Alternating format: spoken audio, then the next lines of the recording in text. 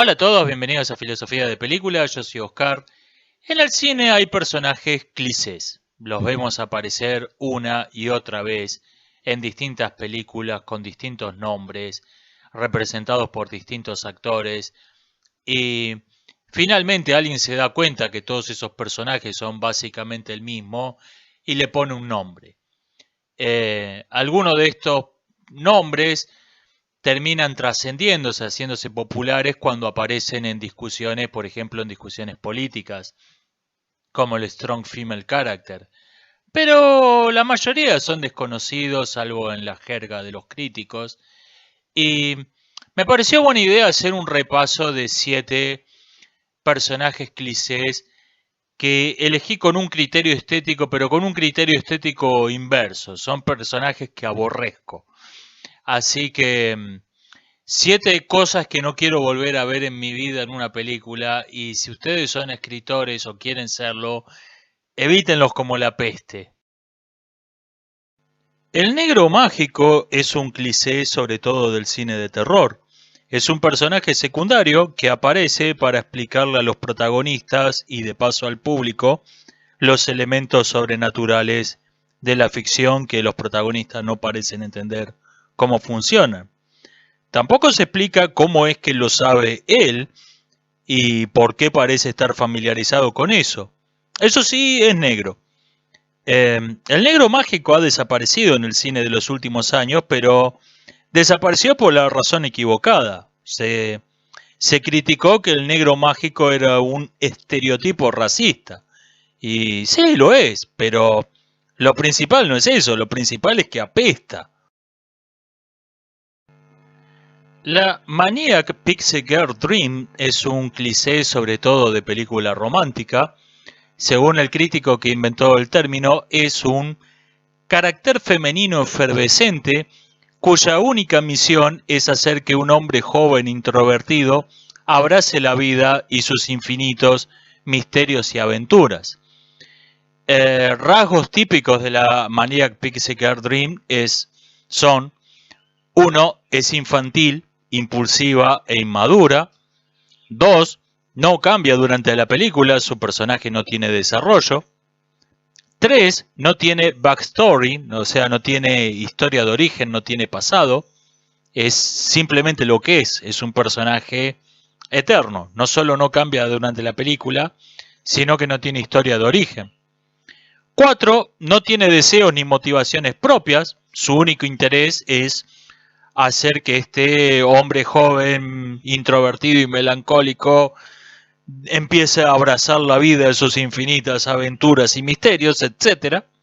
No parece tener una motivación personal clara. Y 5. Suele tener una misteriosa enfermedad, maleficio o afín que la va a sacar de escena convenientemente apenas cumpla con su misión.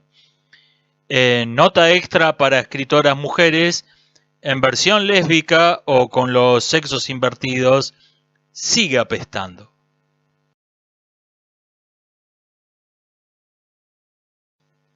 El uomo universale aparece cuando una historia abarca una comunidad muy grande de personas o incluso la humanidad entera, y es muy difícil elegir un personaje para que sea el protagonista, para ir siguiendo toda la historia de cerca a través de sus ojos. Una solución audaz a esto es tener un protagonista cambiante, como en 2001 Odisea en el espacio de Kubrick. Otra es tener como protagonista un objeto inanimado, el maletín en Pulp Fiction o el violín en El violín rojo. Pero la solución más común es también la más insatisfactoria: tener un personaje que agrupa una cantidad inverosímil de funciones. Es explorador, descubridor, científico destacado en varias ciencias, general del ejército, traductor de lenguas alienígenas, astronauta, etcétera, etcétera. El Uomo Universale se parece bastante a la Mary Sue y de hecho puede ser las dos cosas, puede ser una Mary Sue y un Uomo Universale. Pero la causa es otra. El Uomo Universale está ahí para tapar un agujero en el guión y lo hace de modo notoriamente insatisfactorio.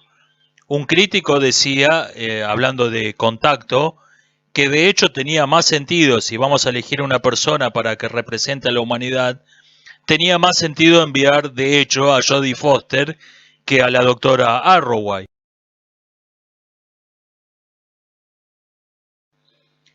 El strong female character es universalmente aborrecido, muy especialmente debido a la saturación de los últimos 5 años, pero me parece que mucha gente no se da cuenta de por qué lo aborrece. Del carácter femenino fuerte puede decirse lo mismo que dijo alguien después de ver El almuerzo desnudo. Hay dos grandes mentiras en ese título. El carácter femenino fuerte no es ni femenino ni fuerte. Por eso el público lo aborrece. Los caracteres femeninos fuertes, digamos Ellen Ripley en Aliens, en cambio, le agradan, inspiran su admiración, son personajes con los que se identifica, son personajes que le agrada. Lo que pasa es que aparece este carácter, el strong female character, como un spin-off del estereotipo del macho, que estuvo de moda en los 80, sobre todo principios de los 90, y es un personaje que no tiene identidad propia, porque es básicamente una mujer disfrazada de Superman, una mujer disfrazada de Conan el Bárbaro. No es un personaje independiente. Por eso es esencialmente un carácter masculino. No es un verdadero carácter femenino. Y su móvil para la acción es demostrar que una mujer puede hacerlo. O sea, tiene un complejo de inferioridad de aquellos que refleja el desprecio por las mujeres que tienen los guionistas en su pensamiento. Y esto se refleja en cómo pintan a los verdaderos caracteres femeninos en esas ficciones, como seres débiles, cobardes, tontos, codiciosos. No hay uno que tenga una virtud. Y este personaje, el strong female character, se impone como si fuese algo innovador. Miren, nosotros hemos inventado este personaje revolucionario que nunca había existido antes, obviando a los verdaderos caracteres femeninos fuertes o negándoles todo valor precisamente por ser caracteres femeninos. Quiero decir, caracteres realmente femeninos. Por ejemplo, cuyo móvil para ir a pelear con los monstruos, con los zombies, con los extraterrestres, es su instinto maternal. El carácter femenino fuerte solo tiene valor si no es femenino, si es un personaje en realidad masculino. Falacia gato que ladra, típica del feminismo y de las ideologías de izquierda en general. Este discurso, a su vez, este discurso politizado, ve toda crítica a la película, toda reseña negativa, diciendo que el público machista no soporta ver caracteres femeninos fuertes en la pantalla, mientras que el público ha estado viendo caracteres femeninos, realmente fuertes, desde que existe el cine, sin que eso le genere ningún conflicto.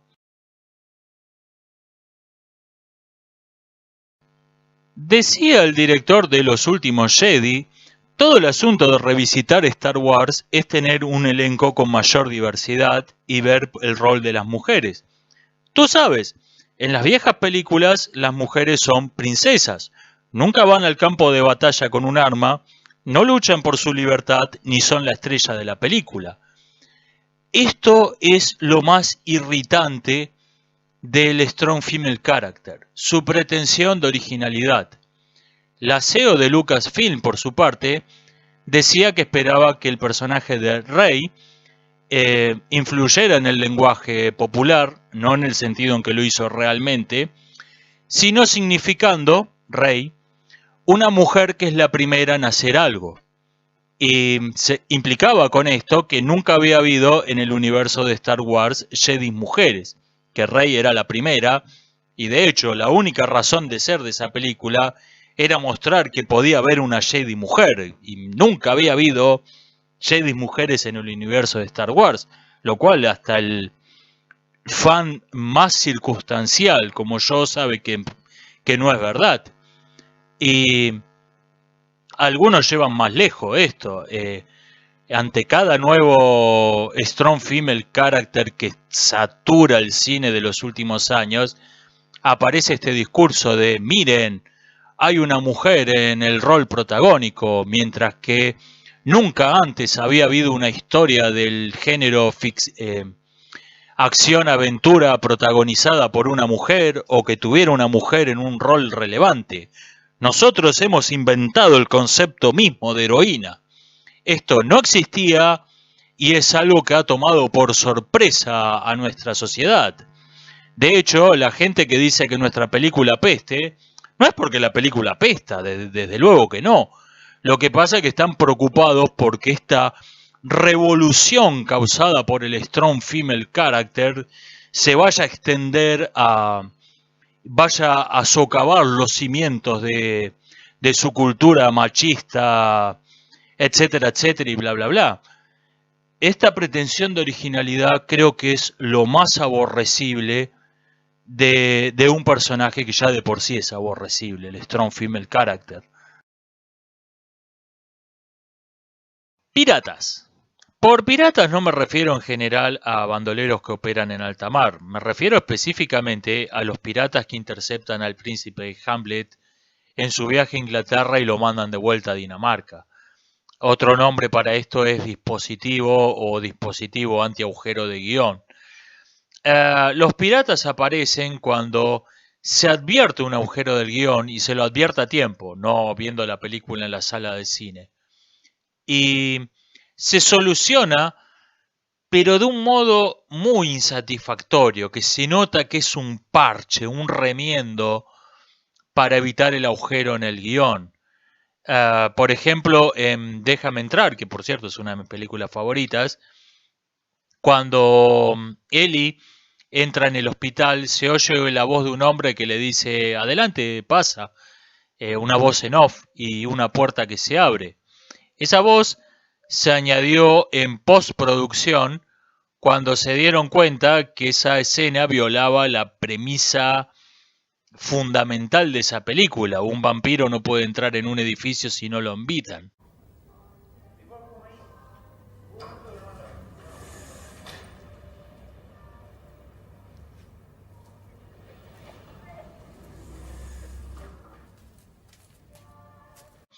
Esos son los piratas, esos son los dispositivos anti-agujero de guión.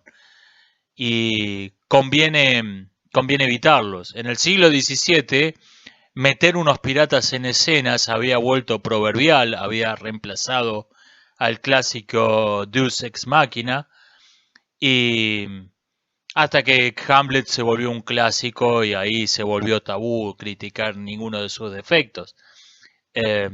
Cuando yo era chico todavía era proverbial la caballería de las películas de vaqueros. Lo cual nos lleva a la siguiente cosa que el escritor debe evitar como la peste.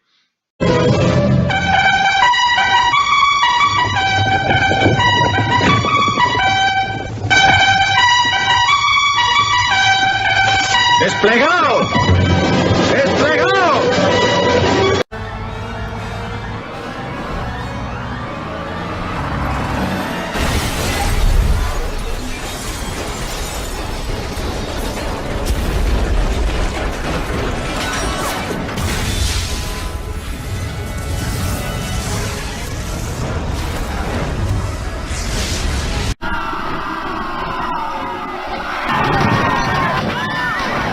And I can do it.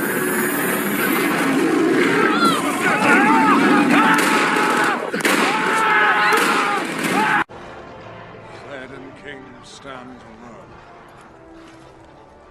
Not alone. Rohirrim!